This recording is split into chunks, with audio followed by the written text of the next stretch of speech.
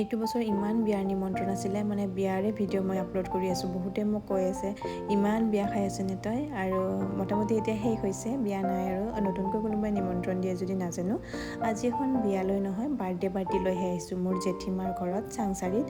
দাদাৰ টিকলি মাইনাগৰাকীৰ আজি প্ৰথম বাৰ্থডে, গতিকে আহকচোন আপোনালোককো লৈ যাওঁ, আমাৰ ফেমিলি মেম্বাৰৰ সৈতে কিছু চিনাকি কৰাই দিওঁ। এনেদৰে ভিডিঅ' বনাই থ'লে মানে পিছত চাব ভাল লাগে। আজিৰ দিনটোতো এনেদৰে গুচি যাব, কিন্তু পিছত যেতিয়া এইবোৰ ভিডিঅ' চাম ভাল লাগে। এইটো দিনত এনেকুৱা কৰিছিলোঁ তেনেকুৱা কৰিছিলোঁ, এটা স্মৃতি হয় আৰু ৰৈ যায় আৰু ভাল লাগে। আমি কি কৰিছিলোঁ সেইটো দিনত সেইবোৰ আলোচনা কৰি।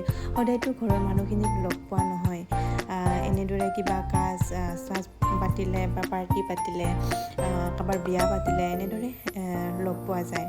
সদায় সকলোখিনিকে একেলগত লগ পোৱা নাযায়। মোৰ ভিডিঅ'বোৰৰ পৰা আপোনালোকে কোনো ধৰণৰ শিক্ষামূলক ভিডিঅ' মই আপলোড নকৰোঁ, বা আপোনালোকক শিক্ষা দিবৰ কাৰণে কোনো ধৰণৰ মোৰ কণ্টেণ্ট নাই, তেনেকুৱা ধৰণৰ মই কোনো কণ্টেণ্ট আপলোড নকৰোঁ। ডেইলি লাইফৰ যিখিনি ভিডিঅ' হয় মই সেইখিনিয়ে আপলোড কৰোঁ। মই নাভাবোঁ নিজকে যে আপোনালোকক শিক্ষা দিব পৰা মোৰ অভিজ্ঞতা আছে বা অৰ্হতা আছে। মোৰ ভিডিঅ'বোৰ চাগে মোতকৈ বহুত জ্ঞানী মানুহৰ মাজলৈ যাব আৰু মোৰ ভিডিঅ' চাব, তেখেতসকলক মই কি শিক্ষা দিম, সেইখিনি মোৰ অভিজ্ঞতা নাই। নিজকে মই নাভাবোঁ তেনেকুৱা ধৰণৰ ইমান শিক্ষা দিব পৰা মানুহ মই। গতিকে ডেইলি লাইফত যিখিনি হয় সেইখিনিয়ে মই ভিডিঅ' আকাৰে প্ৰস্তুত কৰোঁ আৰু আপোনালোকৰ মাজলৈ এৰি দিওঁ। আপোনালোকে ভাল পায় ভিডিঅ'বোৰ চাই, তাৰ বাবে বহুত বহুত ধন্যবাদ। প্ৰথমতে মই বিহুৰ ভিডিঅ' আপলোড কৰিম বুলি ইউটিউবত চেনেলটো খুলিছিলোঁ, কিন্তু লাহে লাহে মোৰ ইণ্টাৰেষ্ট বাঢ়িল আৰু চেনেলটো মোৰ যিখিনি ডেইলি লাইফত যিখিনি হয় নিজৰো ভিডিঅ' কিছু আপলোড কৰোঁ, কামত যোৱা সেইবোৰ আপলোড কৰিবলৈ ল'লোঁ আৰু ভাল লাগে।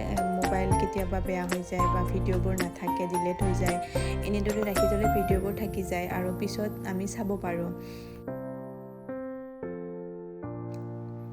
এইগৰাকী টিকলি মাইনাৰে বাৰ্থডে আছে আজি, যাৰ বাৰ্থডে খাব আমি আহিছোঁ। তাৰ এবছৰ সম্পূৰ্ণ হৈছে আৰু আমাৰ আহোঁতে প্ৰায় 3:30 বাজি গৈছিলে। দেৰিকৈ ওলাইছিলোঁ, গৈ পাওঁতে দেৰিয়ে হৈ গৈছিলে আৰু কেক কাটা হৈ গৈছিলে। তেতিয়ালৈকে ইমান দেৰিলৈকে আকৌ ৰখি থাকিব আৰু ভাত খোৱা বোৱা হৈ গৈছিলে মাহঁতৰ, যিহেতু মানে আমাৰ যিখিনি ঘৰৰ